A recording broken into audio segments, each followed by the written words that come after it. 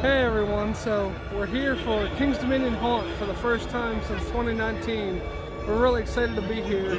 Unfortunately, King's Dominion has a rule where we're not allowed to film inside the houses, so we'll miss out on that, but we will be going through the scare zones. We'll give you a look at the scare zones in both the day and the night to make up for it. We'll also give you our reviews, our thoughts on the scare zones, and also our reviews on the houses. We'll be looking at some of the food and some of the cocktails that they have available here as well. Also, I wanted to let everybody know that King's Dominion has changed the way that Haunt works. It is now a separately ticketed event if you are not a season pass holder, so you have to buy a separate ticket for admission if you want to come to Haunt this year. The cost of the ticket varies by day. Saturdays will typically be more money. Wednesdays, Thursdays, Fridays will be a little bit cheaper, and Sundays. So keep that in mind if you plan to visit. Also, in this video, we will be using the Express Pass to bypass the lines for the houses. King's Dominion's Express Pass is special in that when you buy the Express Pass, the daytime portion will allow you to still skip the ride lines also, so it's not just the houses, so that's pretty cool. That's a nice addition. But we will let you know how it affects our trips through the houses as well at the end of this video. Keep in mind that the dates for Haunt are now until October 29th, so Haunt will not be going on Halloween night, so if you plan on visiting, make sure you're here before Halloween. Both of the stores at the front of the park, Plaza Gifts and KD Outfitters, are decorated for Halloween. They have some cool window displays. So let's go inside and see what kind of cool Haunt merchandise they're selling right now. Inside of Plaza Gifts, they've put in these pillars with light up eyes, which are awesome.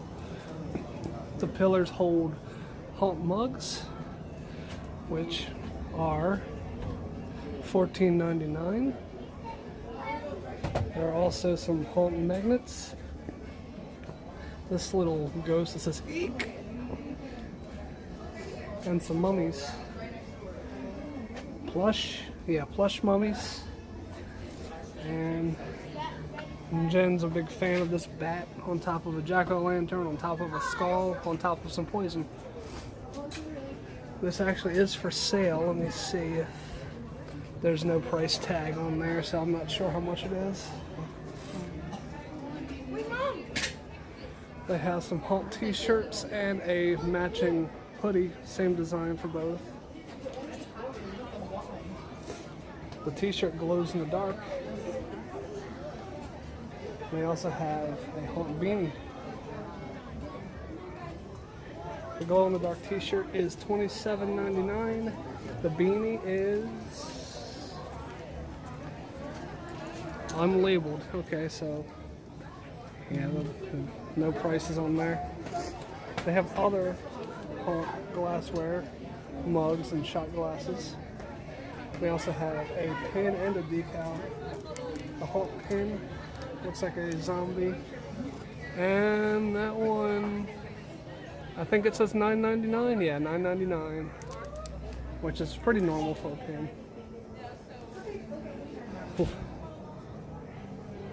Looking at some of the other decor, this bird skeleton on top of this coffin. I think this is just for decor. It doesn't look like, I think they actually might be selling this jack-o'-lantern down here, but I don't think anything else is for sale. They also have t-shirts in orange and purple with the same tie-dye design, this scary looking jack-o'-lantern for $24.99. The cool thing is that they do say King's Dominion on them under the mouth of the jack-o'-lantern, so if you want to make sure that your souvenir references the park where you got it, they make sure that you're covered. They have this Ghost Town Population 0, which is really funny. I like that sign, but the cabinet that has that sign on it has a bunch of Halloween knickknacks. Not really anything King's Dominion specific. I believe all of these things are for sale. Jen concurs. And then continuing around the store, they have, I'm not sure if this is for sale, but that's pretty cool, this Scaredy Cat poster. They have a shirt that is for sale below it, which please. And I'm not sure of the price because they have it covered up. Let me see if another shirt. No, all of them are covered up, so I'm not sure what the price is on those shirts. They have other sculptures on this table here.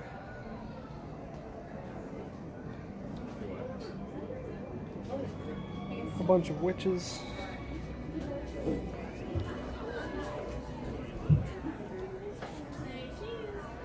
Underneath of the witches are the Salem's Witches Brew Cafe sign. Very fitting.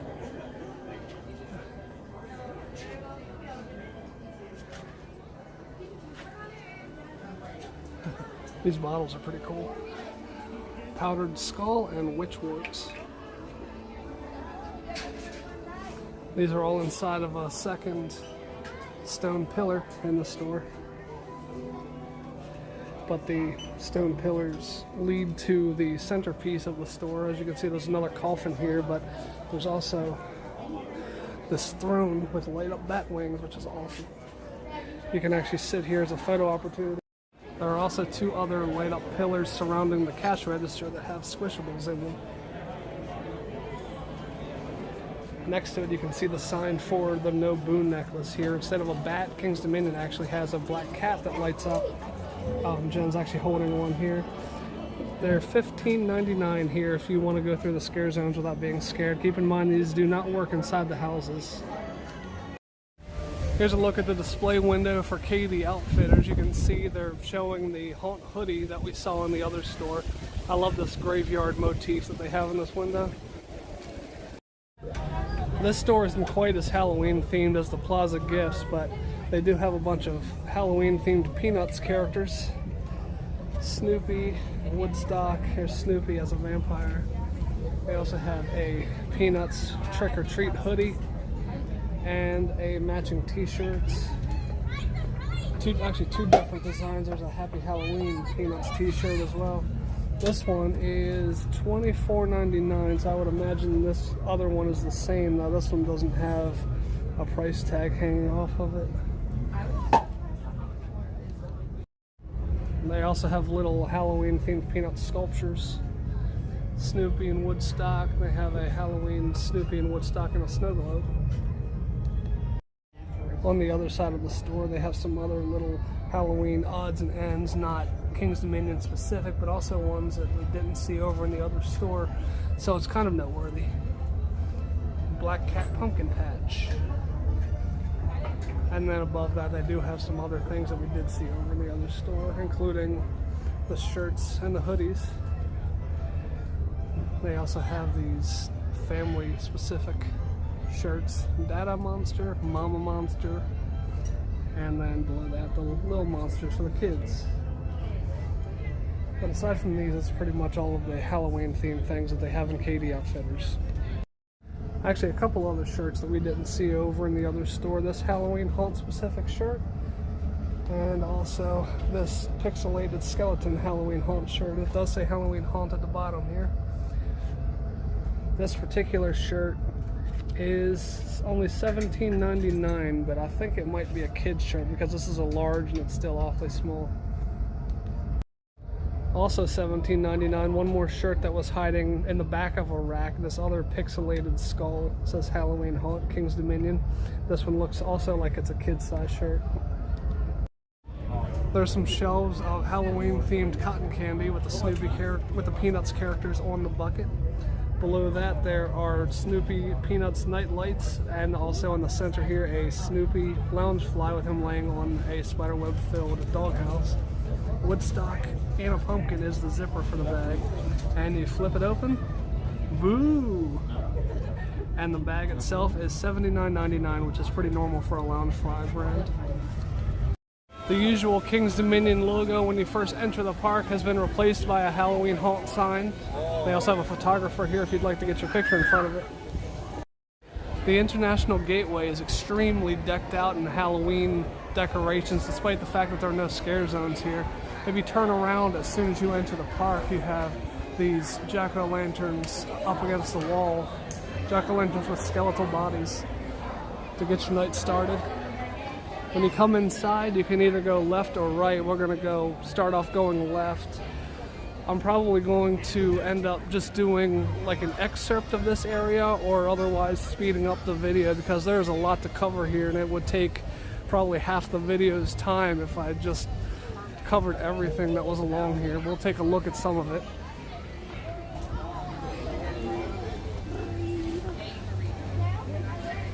All along they have Halloween haunt banners along the walkway.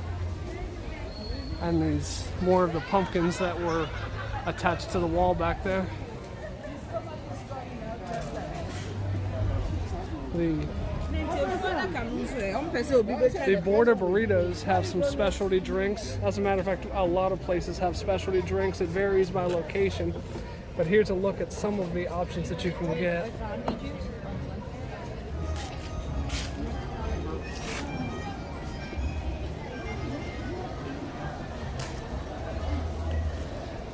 They have trees full of sugar skulls over here by the Coke Fountain and Floats restaurant.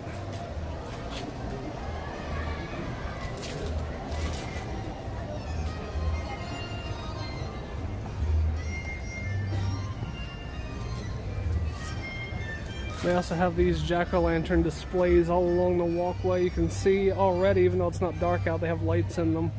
And some of them, I believe, also have fog machines inside. So this area will get pretty foggy once it gets darker. To go along with the sugar skulls, the border burritos also have these Dia de los Muertos statues out here, male and female, along with some flowers and a candelabra. If you're really looking, there's some very subtle decorations around, just like this wreath right here that's on the window to the candy shop.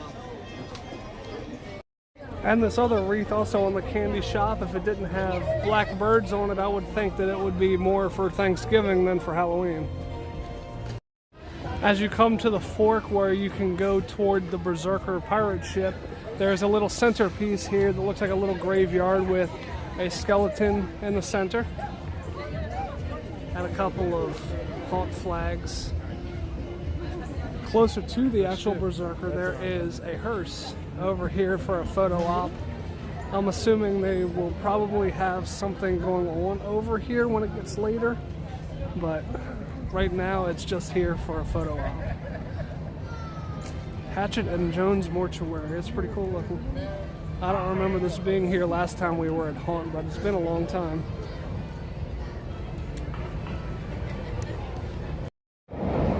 Certain places around the park will have these signs in front of them. Attractions closing at 4 p.m. to prepare for Haunt.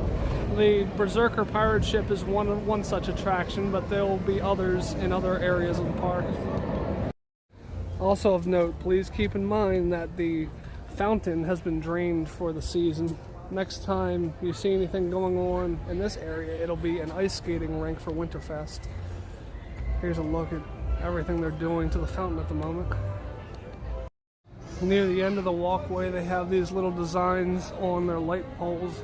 I really like these, especially the second one here, this black cat. It reminds me of the old school black cat decorations that would be in like elementary schools back in the day.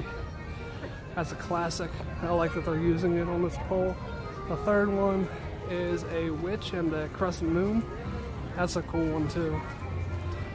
They have these in a few different places around the park, but this is where they stand out the most, I think. Inside of the Southern Charms store, they do have a few fall/Halloween/Thanksgiving themed shirts. They have the Pumpkin Spice Checklist, long sleeve shirt, Boo Crew, Happy Hello Thanksmas, which is funny, all these holidays so close together. And then Hello Fall. Near the Eiffel Tower, there's a large stage where during Haunt they do two shows. The first show is Conjure the Night, which it says there are no shows today. I have to double check that because that doesn't seem right.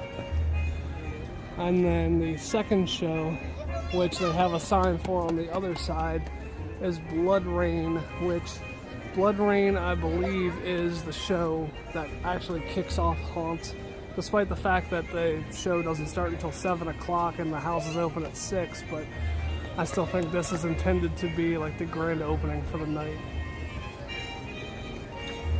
That's a great graveyard gargoyle display there. I really like that. Walking down International Street in the opposite direction, there are a lot of the same decorations, but the candy shop over here, the window has a nice Halloween display. That's a little bit reflective, but as you can see, there's some shelves with skulls and potion bottles and a candle, and voodoo doll under a glass dome. Some skulls on top of some National Geographics randomly.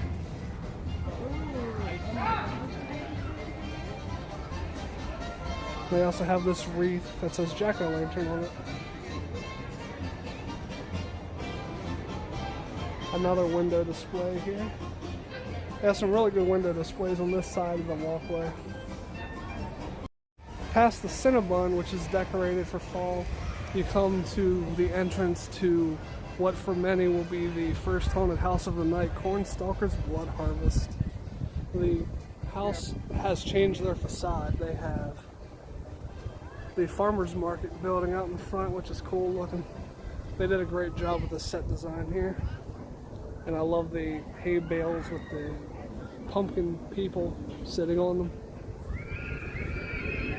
Even though we haven't been for a couple of years, I'm pretty sure that Cornstalkers was just Cornstalkers until this year. This is the first year, if I'm not mistaken, that they used the subtitle Blood Harvest.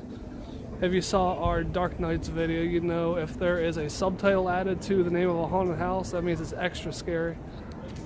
The Build-A-Bear Workshop has some limited time Halloween themed Build-A-Bear characters, including this Snoopy in a pumpkin costume, and the frog also in the pumpkin costume.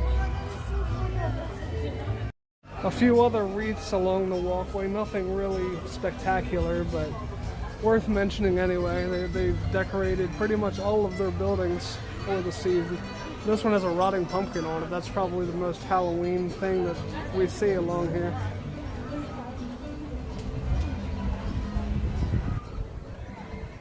This cool set of bones that are hanging down. And then past those bones is probably the coolest thing on International Street, this photo opportunity. You can stand here, get your picture taken in front of some skeletal bat wings. Another one of the specialty drink menus is located right outside of the Green and Grill restaurant at the little outdoor bar that they have over here. Here's a good look at the haunt map for the year. The green skulls that are listed on the map are for the outdoor haunted houses. The yellowish orange colored ones are for the indoor houses, and the red cleavers are the scare zones. So you have 5 scare zones, 6 houses, and then you have the black music notes, which are in 2 spots. One of them is right here, the stage that we saw earlier, and the other one is up here. Those are where you can see the shows. The second one, the second music note, is in the middle of the Cleaver Brothers Carnival, which is scare zone number 3. Since King's Dominion isn't going to allow recording of the actual houses, I wanted to give you a look of the facades of the houses in the daytime. Here is a look at No Vacancy Condemned, one of the houses they've had here for a long time. Even before they closed down their 4D theater in the off season, they were using the theater for this house. This has one of the cooler facades too.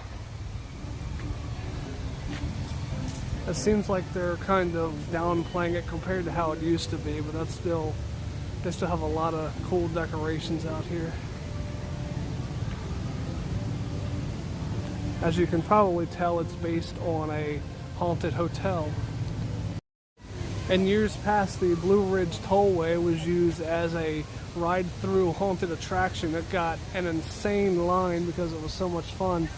It looks like they're not doing it this year. Here is part of the track for it, and it's just bare trees, nothing really of note.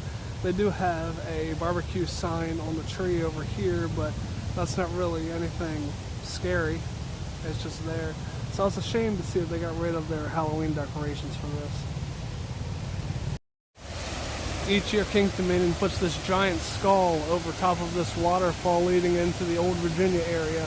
I'm glad to see that they've kept it. Let's see if it's all lit up tonight in red like it usually is. Now though, the bridge that the waterfall is going beside takes you into the Pumpkin Eater Scare Zone.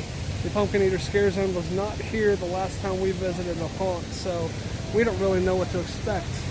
Let's take a daytime look at the decorations they have in this area.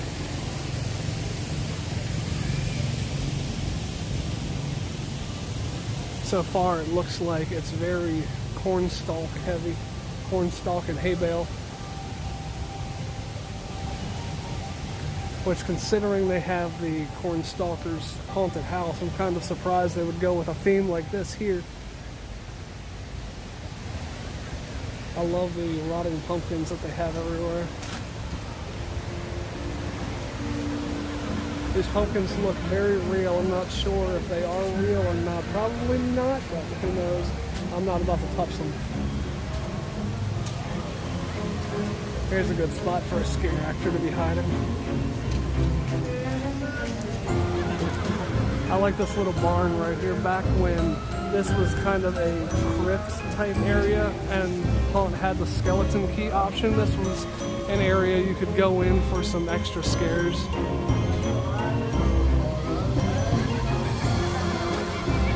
They have a little well with more rotting pumpkins all around.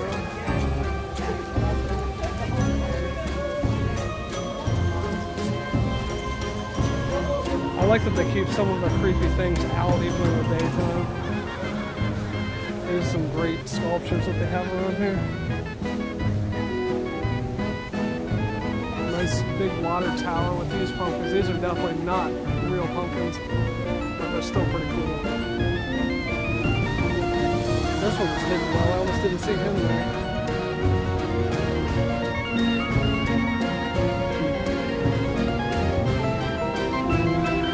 Interesting that they're deciding to keep this particular one covered up. Makes me wonder what this looks like without the cover on it.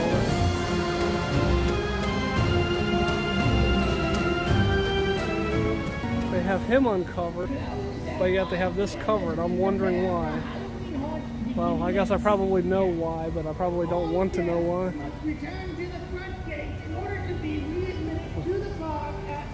Also notice all the pumpkins hanging overhead. Lots of jack-o'-lanterns everywhere, so it makes sense why they call this Pumpkin Eater. Apparently this is food for somebody. This jack-o'-lantern looks so happy to be in this kind of an area. There's also a house over here, which I assume that scare actors can actually go in and out of this house, but maybe not. Maybe it's just a facade. There probably are people that go in there though, because I see a lock on the door.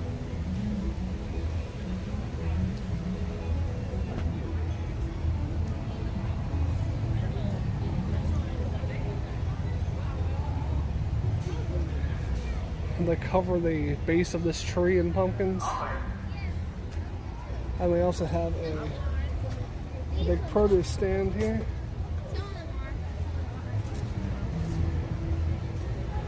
Unfortunately, the rats have infested some of the produce, but they didn't get to this big giant down here.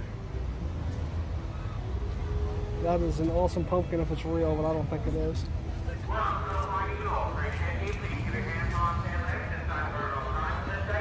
There's another little shed over here that someone can hide in. And passing that, it takes you to this awesome skeletal carriage. Also shaped like a pumpkin, so this is, I guess, the centerpiece of the scare zone.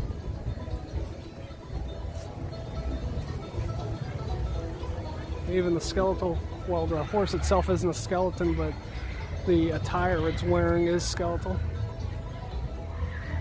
This is really cool. It's a really nice touch. And here we're back around to the other side's entrance sign. The entrance to Grizzly is also the entrance to the Grimmwoods haunted house. I'm really looking forward to going through this one because this one wasn't here the last time we were here, so I don't know what to expect. What I do know is that it's themed to Grimm's fairy tales, and I'm a big fan of scary versions of fairy tales, so I'll probably really enjoy this one. It takes place where the dinosaurs alive walkthrough used to be, so it's entirely outdoors. It'll be interesting to see what they do with that area. As it is, this facade is pretty cool. It'll look even better at night. We should be able to film this one at night, so we should be able to film this facade anyway at night, so it'll be cool to see these things all lit up. This way used to be a gift shop. It technically still is when Haunt's not going. They closed off the gift shop to streamline the queue into the house. I guess this one technically truly is a haunted maze since it's not in a house.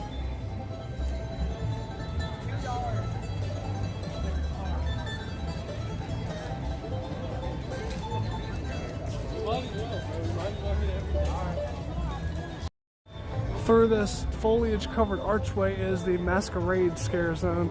The interesting thing is this used to be a vampire-themed scare zone, and they also used to have a Masquerade scare zone over underneath of the Eiffel Tower. They apparently moved the Masquerade scare zone here, and now there is nothing under the Eiffel Tower, and no more vampires. The decor for this one is actually really cool. It'll be interesting to see whether they actually turn on these chandeliers at night. If they don't, it's definitely going to be scary because there's plenty of hiding places. And these statues, I'm sure, will fool a lot of people because they look pretty real until you realize they don't have any eyes.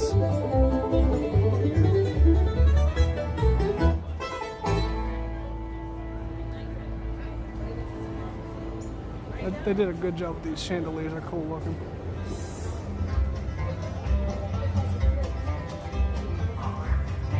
I really like them using this area as a scare zone. That's a smart option. That's a relatively short area, though, is the only problem. Out in front of Delirium, they have a nice spider decoration here. There's a small one wrapping up a web, and some large spider eggs that belong to these monsters over here. There's some cool looking spiders. And the scariest part is, since they've already laid eggs, we know what's coming shortly. 3 eggs in total. And another little spider over here. Some of them have already hatched. 3 giant eggs and a bunch of smaller eggs, so you got a whole bunch of spiders on the way. The pit at Country Kitchen is being transformed into Bewitching Bite Storing Haunt. You can see an example of what they have. They have turkey legs, barbecue sandwiches, street corn, 2 different types of street corn, and also some beers.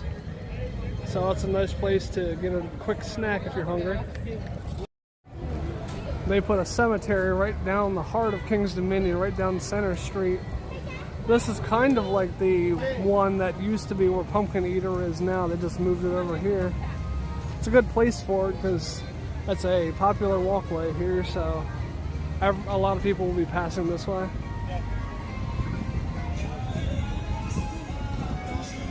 They have a lot of gravestones on both sides of the walkway, including some very large ones.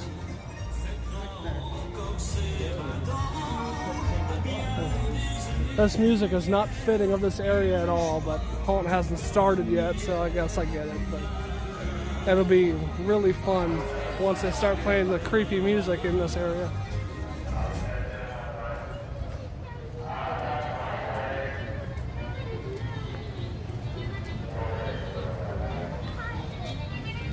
I think this actually was the same scare zone they had over where Pumpkin Eater is now, because I recognize this display. Especially these statues are very creepy.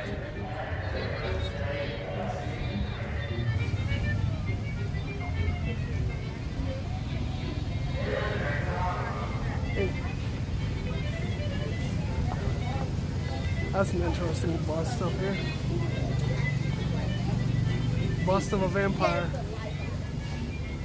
We may.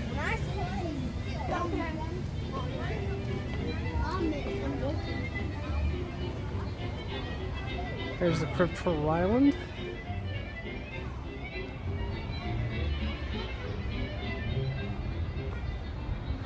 Another good hiding spot over here. When this area is covered in fog, this is going to be pretty awesome.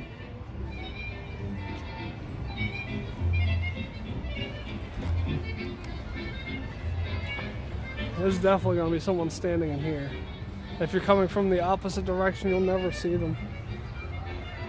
I guess they pretty much expect you to be coming from the opposite direction because that's where the entrance of the park is. So pretty much everybody's going to be walking the opposite way. But, you know, we have a tendency to go through scare zones the wrong way.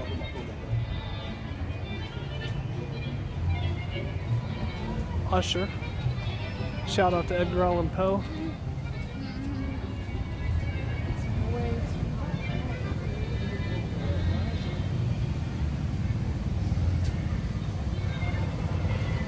Morally. Got a Celtic cross on top of that, it looks like. Here's the other side of the scare zone, the actual entrance with the signage. Looks like cemetery gates. They did a really good job of theming this. They definitely didn't have these cemetery gates last time we were seeing it over in the other area, so I'm glad they added them. That's a nice touch. The first thing you see when you're coming this way is a nice photo opportunity right here. The statue holding a staff. That's really awesome looking. Surprisingly, Planet Snoopy has some of the best Halloween decorations in the park. Right from the bat, you start off with a goofy looking jack-o'-lantern. And then you go into this Great Pumpkin Fest sign with these cartoony candy corns. Jan in front of the cartoony candy corn. She's a big fan of these candy corns. She likes candy corn anyway, so that's a good reason to like them. Throughout the area, they have multiple copies of skeletons like this, lifting their head off their shoulders. I love that they are smiling, losing their head. But then if you continue around the corner, they have this fun pumpkin archway. The base of the Planet Snoopy sign has a bunch of jack-o'-lanterns. They have a giant inflatable jack-o'-lantern over here. And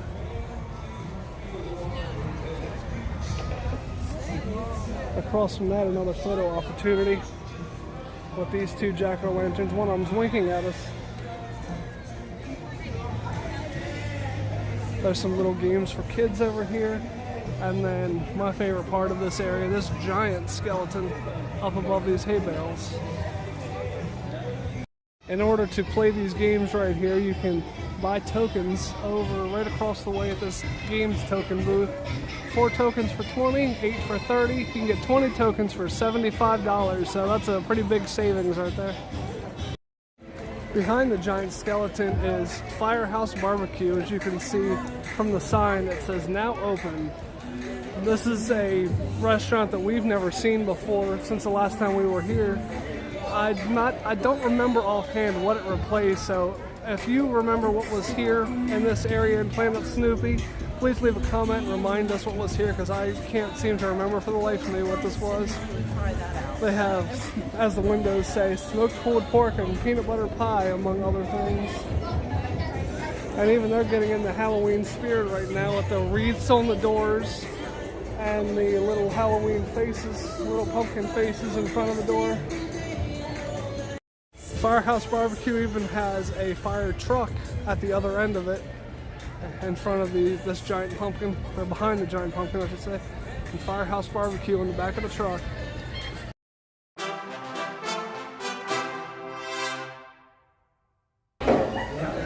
So we couldn't pass by a new restaurant without giving it a try. So my plate, I ordered the smoked brisket and got a side of potato salad and cornbread. Actually, on the menu, every entree they have is a platter. You order one protein, you can get one side, and the cornbread is included. All platters, regardless of what meat you get, are $18.99.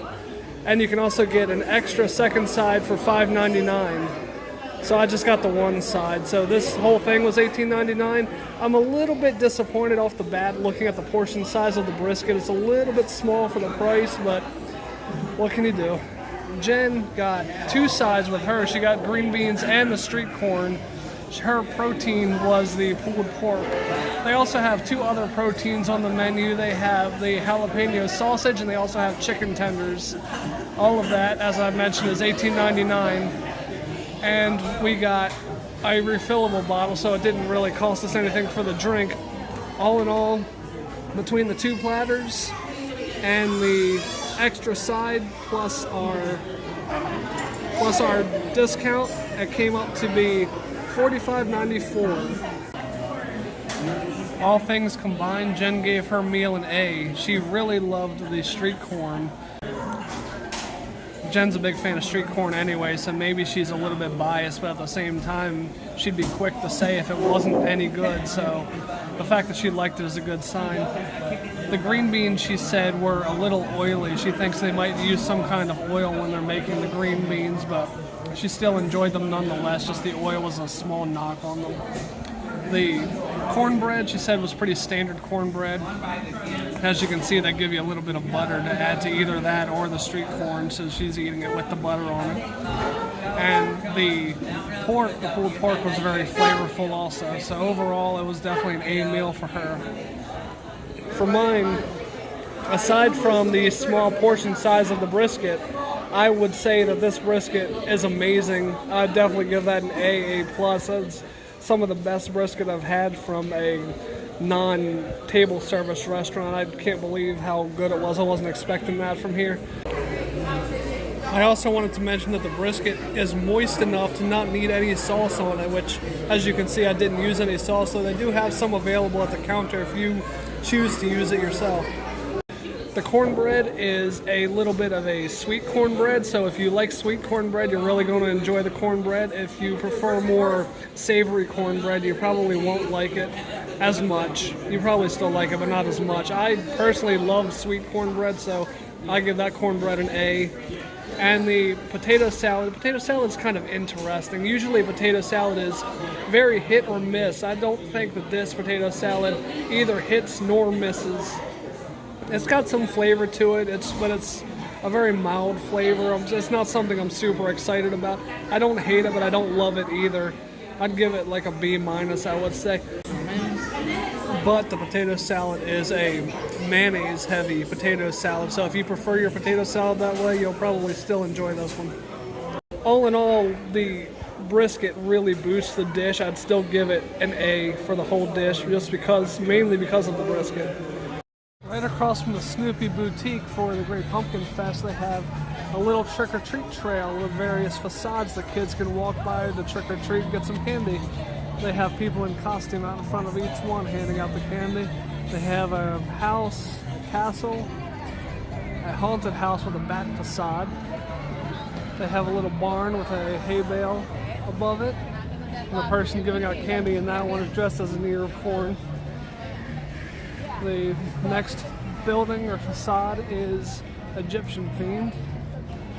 And then beyond that, they have two more haunted houses. It looks like the next one here has a black cat on top of it. And then the very last one at the far end has ghosts hovering around the outside. Not all of the costumes that the team members are wearing match the theme of the house. That corn one and the barn just happened to be a coincidence. It looks like there's actually one more beyond that. A giant pumpkin house. So somebody here lives in the pumpkin and giving out candy. The Tin Goose Bar inside of Jungle Expedition is another place that has a specialty drink menu. It looks like they pretty much have what most of the other places have on their menu. The Tin Goose Bar is located to the left of the Outpost Cafe over here. Passing by this flat rock tent, which may or may not be part of the scare zone, you cross under this barrier, I guess. I don't know. This archway that leads to the entrance to Toombeely, and it takes you into the Scare Zone Site X. Right off the bat, you can see there's a nice tower here for someone to hide inside of. They have a whole bunch of scenery over here, but it seems like most of it is here all the time, so I don't know what they added for the Scare Zone and what they didn't. One thing we noticed last year, even though we didn't attend Haunt last year, we were looking to see what they did, and we noticed that this area was closed off during Haunt last year, so I'm glad to see that they chose to turn this into a Scare Zone and actually keep it open. This is pretty cool. A little bit of a dig site down here.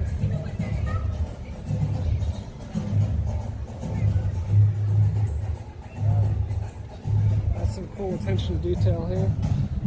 The theming in this area is really great, so it's a perfect area to turn into a Scare Zone.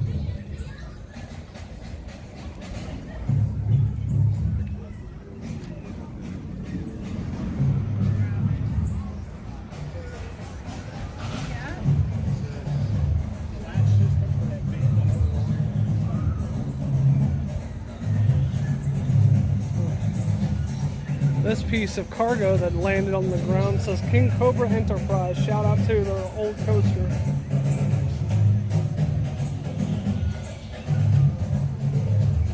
I like when they shout out old rides.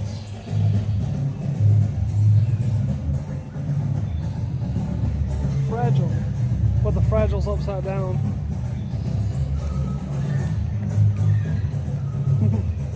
Yeah. This end up, so yeah, it's facing the wrong way, so you can tell the plane must have crashed because the box is facing the wrong way. There's a little tent over here.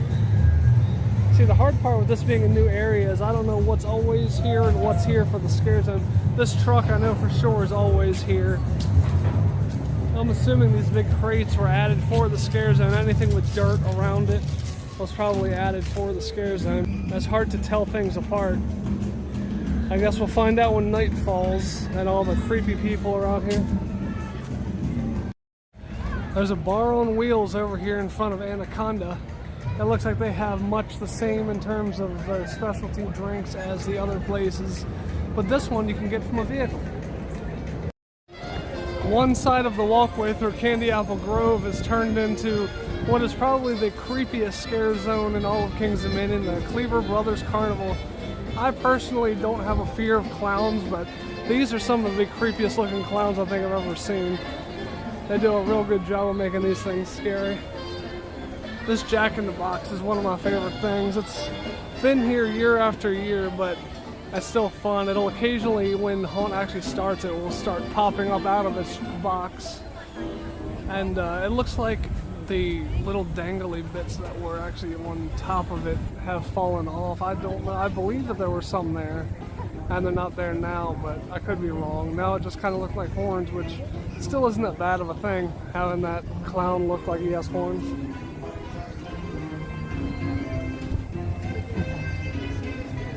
Here's a look at some of the creepy clowns that they have along here. And this is without any scare actors in here. These are just dummies that they have in here, mannequins. They're scary enough as it is. Ticket booth. I'm glad that the ticket taker at least doesn't look the least bit unhinged.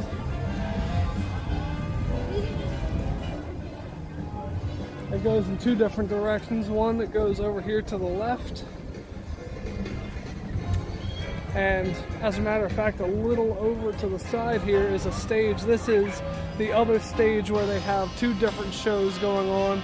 They don't have any signs for them over here for some reason, but as we showed you on the map earlier, two stages, the one at the front and then this one right in the middle of the Cleaver Brothers Carnival.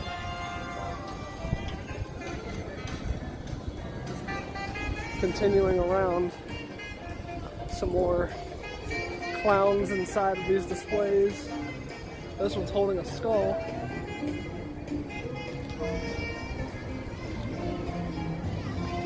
I'm looking forward to someone actually being here. That's a nice welcoming stage, giant clown mouth. It's a creepy four-eyed clown. Ooh. Yeah. That's disturbing.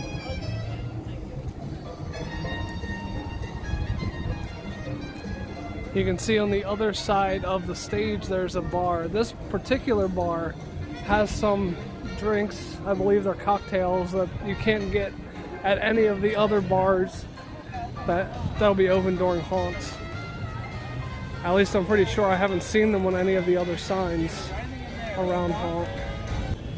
Once this bar is open, in addition to what you can find in most of the other bars, they'll have the Cleaver Brothers cocktail as well as Clown's Despair.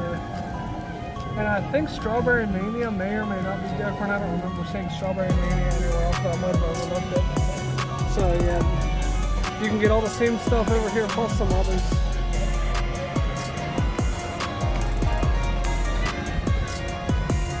Continuing along the Cleaver Brothers Scare Zone, if you haven't had your fill of clowns yet.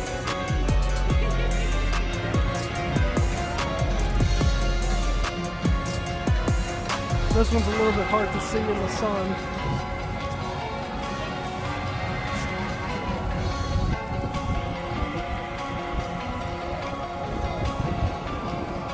They have someone hanging out of this barrel over here. There's a bag of peanuts below. Is he dropping peanuts into this bag, or what's he doing? Either way, he's missing an arm, so that's creepy enough.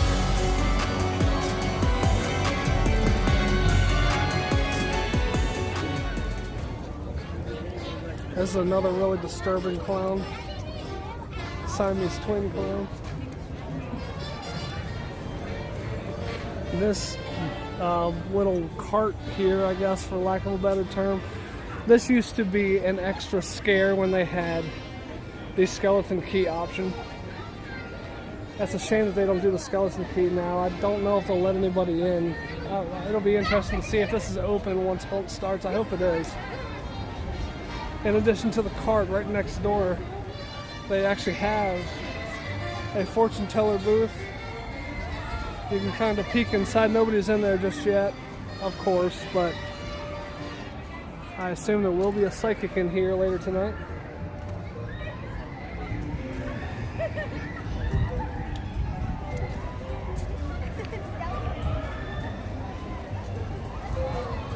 Looking at the rest of the scare zone, this particular clown isn't too bad, relatively speaking, compared to the rest of them.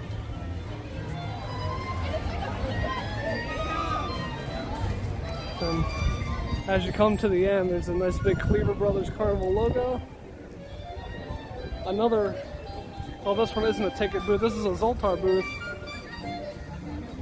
Inside the Zoltar is this clown with a skull. Palms dead, misfortunes told, mind bleeding.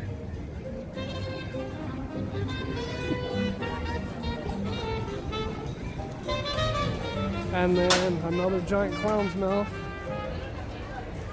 This clown already has a victim. It's a little early for a victim, but he's already got one. And as you exit, you come to a duplicate archway. That head at the top of the archway looks like something out of Nightmare Before Christmas. As you come out of the Cleaver Brothers Carnival Scare Zone, you come to the Trick or Treat haunted house, which, as you can see, is witch themed from the witch on the ceiling. This is a really cool facade. You can tell they put a lot of time into this. Basically, the story of this is a halfway house for witches, so you'll see a lot of witches inside this house. And I guess the occasional human.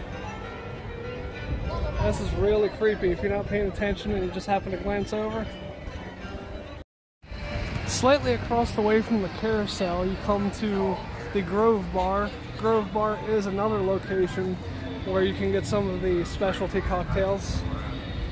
All the same ones as most other places other than the Cleaver Brothers Bar.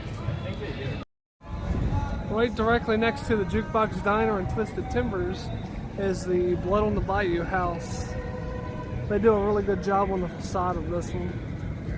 Unfortunately, the Dorney Park also has a version of this, and I consider that one to be better than this one. There's more good scares in that one. However, it's been a few years since we've been through this one, so it might have improved since then. I'm looking forward to giving it another shot and see how it's changed.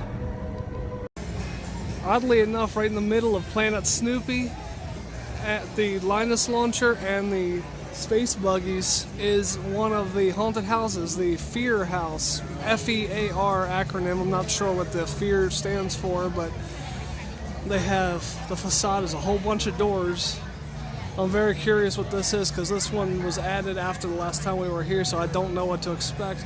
This one used to be the doll factory, and I believe it might have become Blackout at some point, but now it's F.E.A.R, so looking forward to going through this one. There are some decorations along the walkway to the right of Dominator that aren't on the map anywhere. I didn't realize that these were here until we passed by them by happenstance. A lot of evil pumpkins and gargoyles and skeletons. They're a little on the goofy side, but also a little on the creepy side. And then a bunch of, you go through a little bit of a creepy forest of sorts. These trees seem kind of weird and random. If this isn't going to be a scare zone, it seems really strange that they put a bunch of trees here. Just shadowy trees. When you come to Woodstock Express on the right, you start to get to even creepier pumpkins. Giant, scary looking faces. There's a couple of them. One on the left, the other one on the right. And then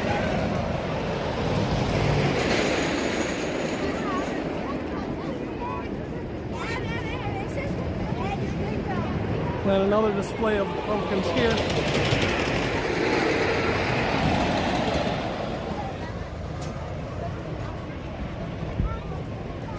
I really like this two-headed pumpkin they have here. And a couple of others as you make your way down toward the picnic area, the Kingswood picnic area.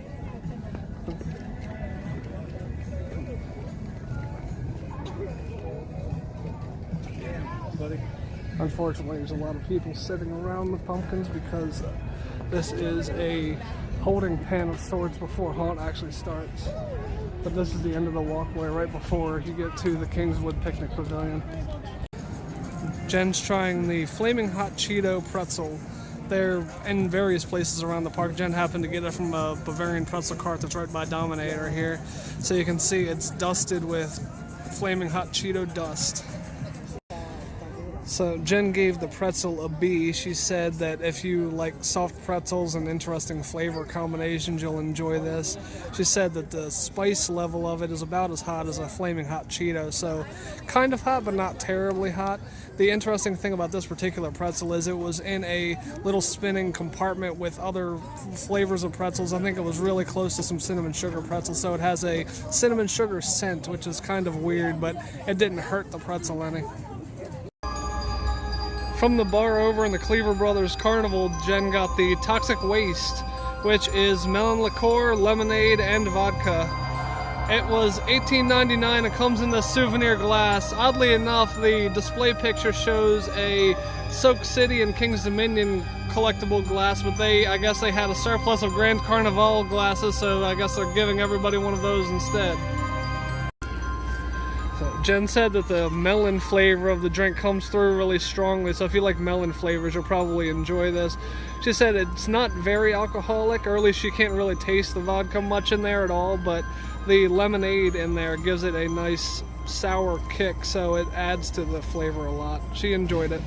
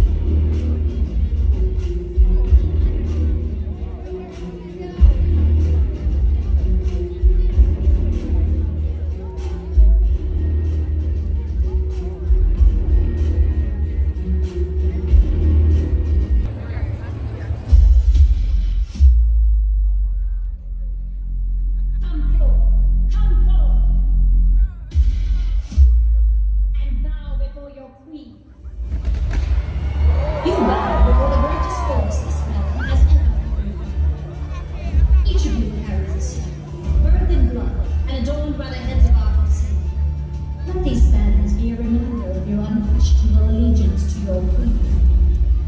Now, let the wolves howl, the witches take flight, and the vines of the jungle creep like spectres. Let the ground play with Julian terror, and the beauties of Masquerade dance upon the threads of mortal nightmares. Witches, zombies, and the patrol will sow the seeds of dread that will flourish in their waking hours. We shall become their nightmares, the embodiment of their deepest fears. Process into your hallows and rain terror upon these people. Fill their hearts with fear and their minds with dread. And to you, feeble ghosts, beware of this terrible night. Halloween haunt has begun!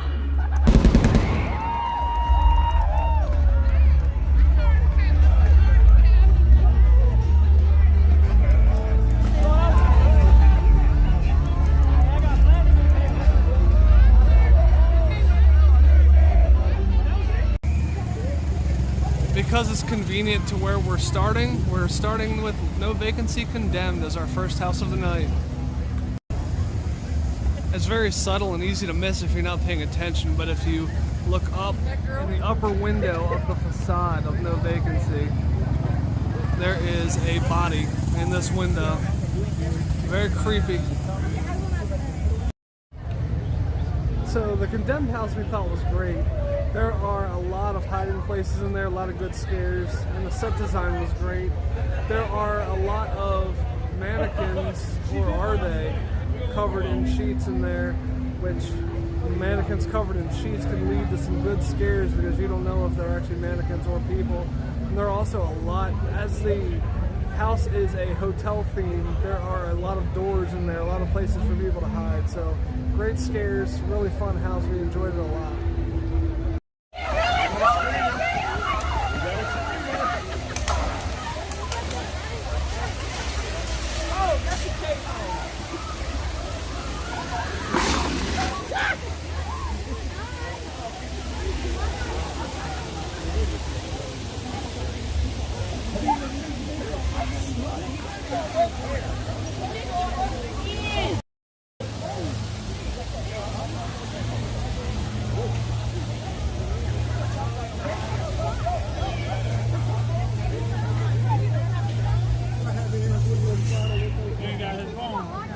His phone, I told you, his phone is showing like this. Where?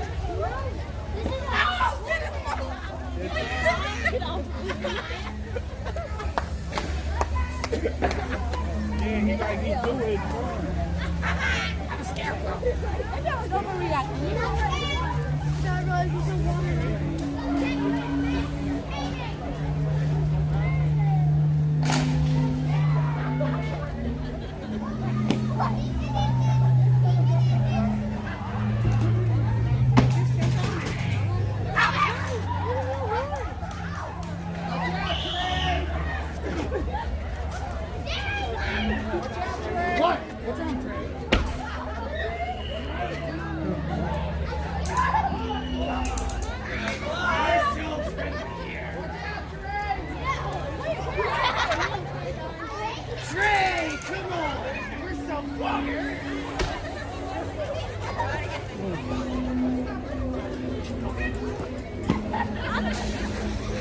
Watch out, Trey! Watch out! Watch out!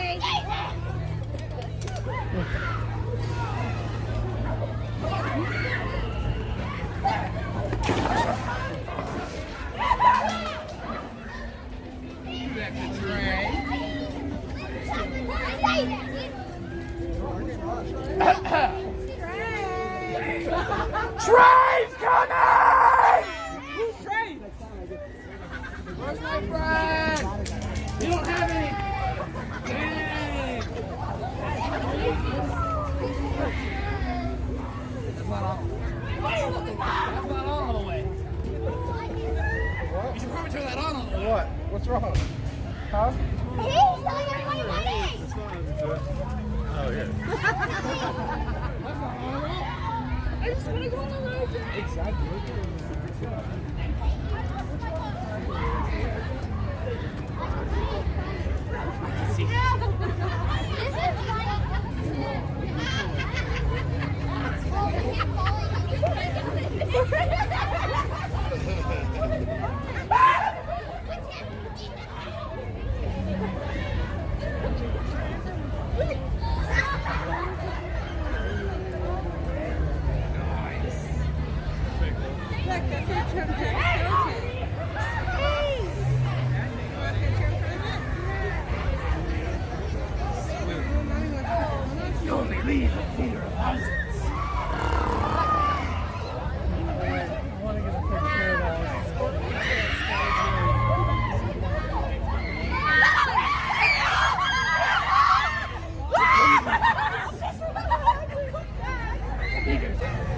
just for fun, I wanted to point out the inside of this shed in the Pumpkin Eater Scare Zone. There is a hand in a flower pot.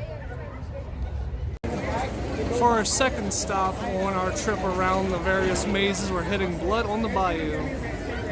So two things to talk about here. The Pumpkin Eater Scare Zone was really good. They had a lot of hiding places for those scare actors, and there were an abundance of scare actors. I forgot what a good scare zone can be like after being at Hershey Park's barren scare zones there, but I really enjoyed that one. The costumes were great and varied, which was really cool, and there were a lot of the sliders along the ground, the people that slide on their hands and knees making a lot of noise, so that always provides a good scare. It's right up there with chainsaws, so that was a lot of fun. I really enjoyed that new scare zone, well, new to us anyway. As far as the Blood on the Bayou haunted house, that was actually better than I remembered it being. I just thought that the one at Dorney was superior, which we haven't been to the one at Dorney yet this year, so I'm not sure, but this was a lot better than, this was on a par with what I remember the one at Dorney being. There are so many good hiding spaces there. It's an indoor maze, but it really feels like you're outdoors for the most part.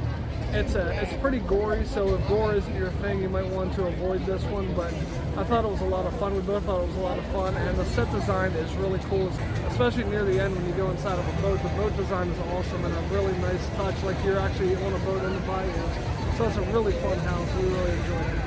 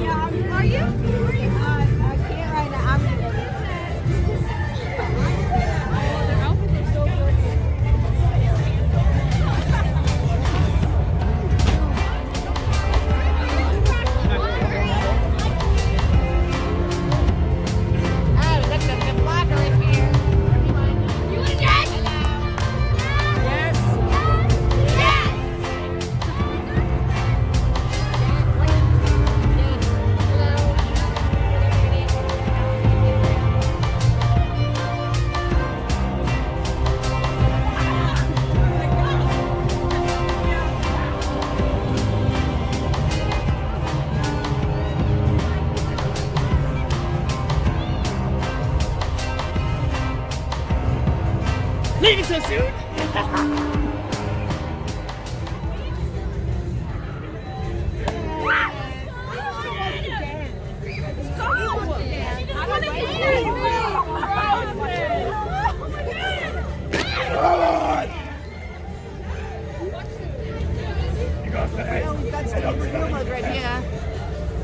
What is this? It's a little photo box. Yes. Yes.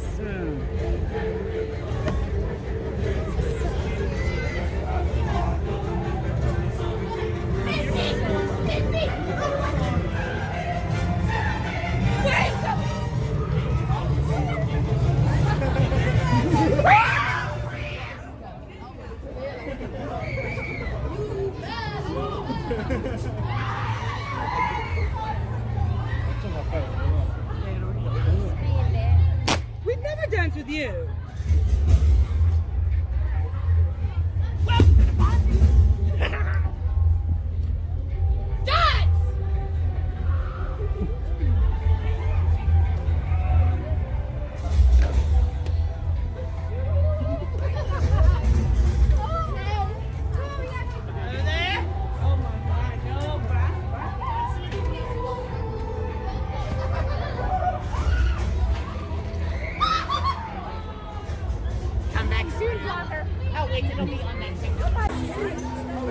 Third, we're stopping by Grimmwoods. This is the one that I've been most excited to check out since it's new and it has subject matter that I'm excited about. So let's go see.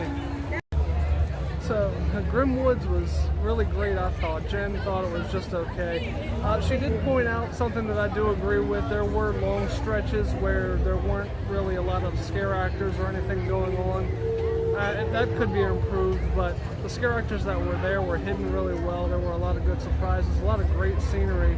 It basically told the story of 3 Grimm's fairy tales. There was the Hansel and Gretel, Little Red Riding Hood, and also Briar Rose.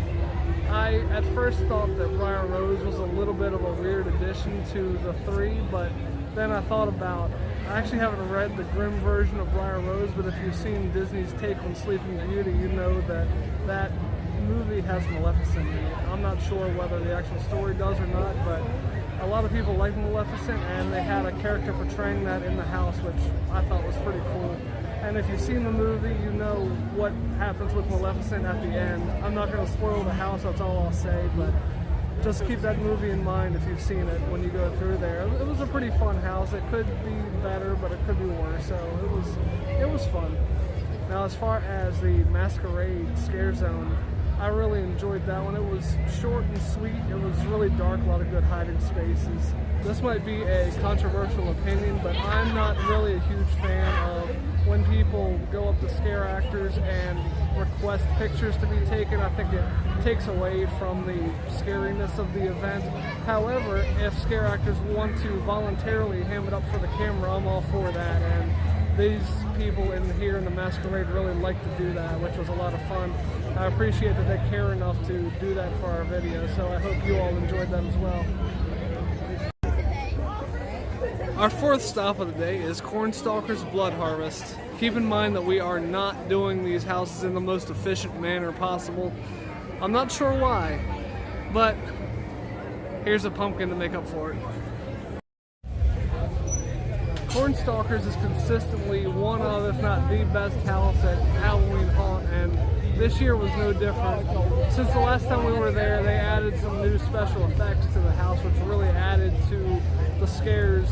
I'll say one thing, barrels, but I won't say anything more than that. But there are a ton of scare actors in there, narrow hallways, lots of great hiding places, a lot of good camouflage. It really catches you off guard, especially if you've never been through before. One very minor gripe that I have with the house is that near the end there's usually someone on a bungee that'll jump at you, and we didn't happen to see them this time. Jen pointed out that it's possible we happened to come through at a bad time and the person just wasn't there at that moment. I'm not sure whether they did away with that character this year, that scare actor, or if we just had some bad luck. But either way, they weren't there when we went through, which is a little bit disappointing. That's my only minor knock for the house.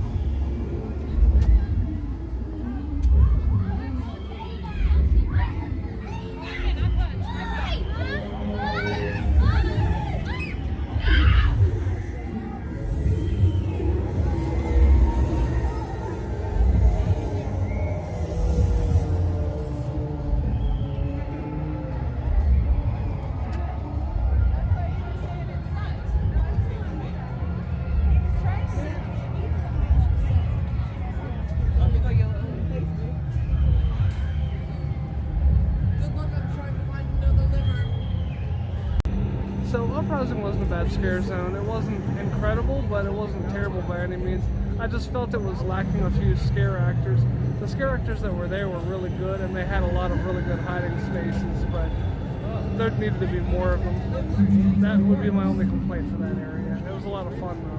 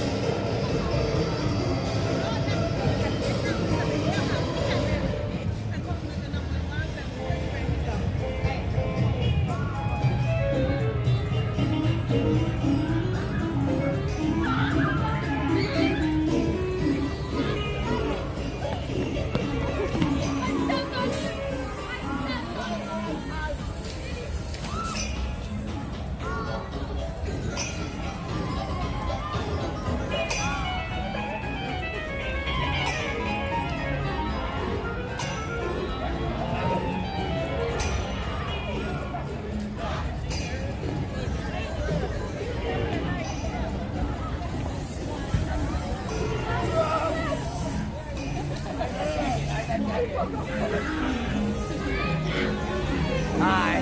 You got a fancy setup. I feel bad if I didn't get it.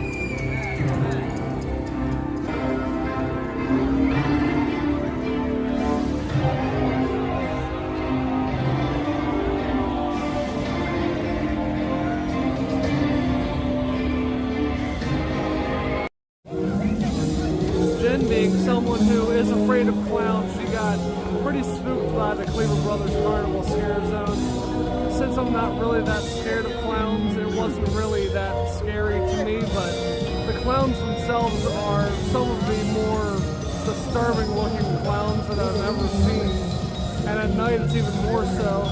The scare actors did a really good job of getting in people's faces, making people jump. It's a lot of fun to watch other people scream, even though when I scream myself it's not quite as fun. But the actors on stilts were cool too. I like seeing when they go up on stilts. It really adds to the atmosphere.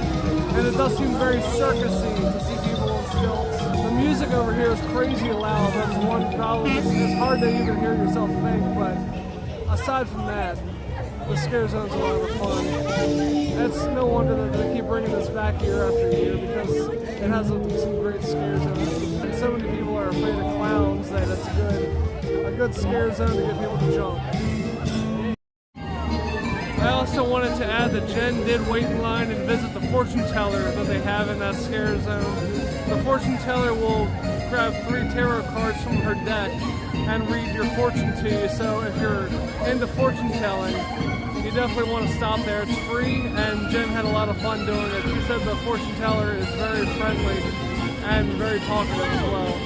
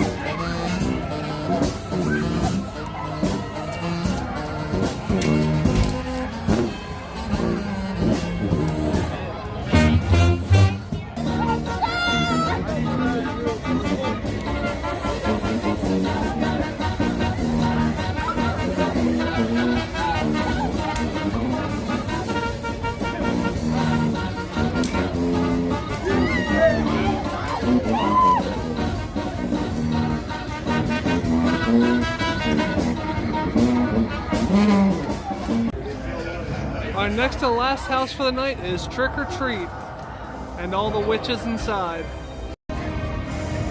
Hopefully this isn't too glary to be picked up on video, but at night you can see inside the facade of the Trick or Treat house a lot better than you could in the daytime. There's some carnival games behind us which is causing a major glare, but hopefully you can see well enough. They have a Mona Lisa in there for some reason.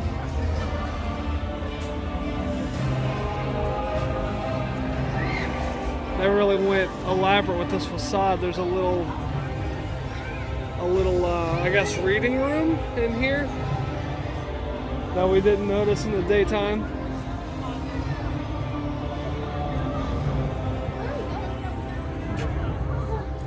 That's cool. There's such attention to detail in here. The Trick or Treat house was a lot of fun. The one major knock against it was that it was surprisingly short. I was expecting a lot more out of it, but what was there was a lot of fun. There were a lot of animatronic figures, a lot of moving backgrounds, and the scare actors did a really good job of providing the scares. So it's probably middle of the pack in terms of houses. Not great, not terrible, but it did have a lot of fun elements. It's definitely worth, if you can get there with a short line, it's definitely worth a walkthrough.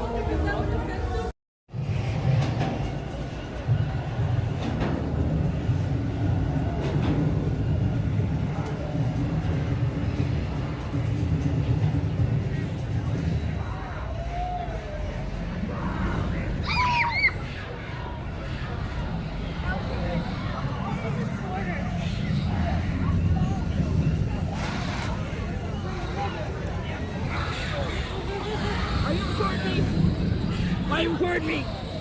That's rude, man. Can't be doing that. Can't be doing that.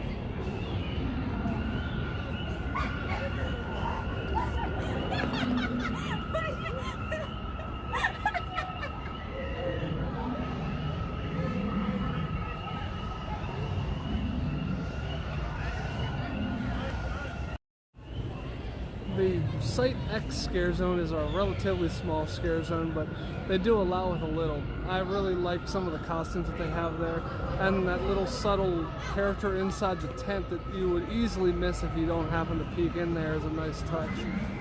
It's definitely an improvement over not having any haunt-related stuff in here last year, so it's nice to see that they figured out something to do with this area. Let's hope that in future haunts they continue to improve this scare zone and add more characters, more scares, and more interesting things to look at. This scare zone is definitely heavily focused on sounds. The soundtrack here of the animals growling in the forest really make it feel like that's what you should worry the most about. And our last house of the night is F.E.A.R. I know this isn't the greatest camera angle for the sign, but you get to see the projections on the roof. The sign itself is projected also. The F.E.A.R is projected onto that sign, and obviously everything on the roof are projections as well. It's pretty cool looking. Until it stops while I'm recording. Thank you. So the F.E.A.R house, although it was surprisingly short, it was also really good. It was shockingly good, actually. The story dealt with everybody's greatest fears. For example, I don't want to give everything away, but they had a snake room, they had some bugs, they had a mirror room, which I'm not going to lie, I don't like mirrors, so I wasn't a big fan of that room.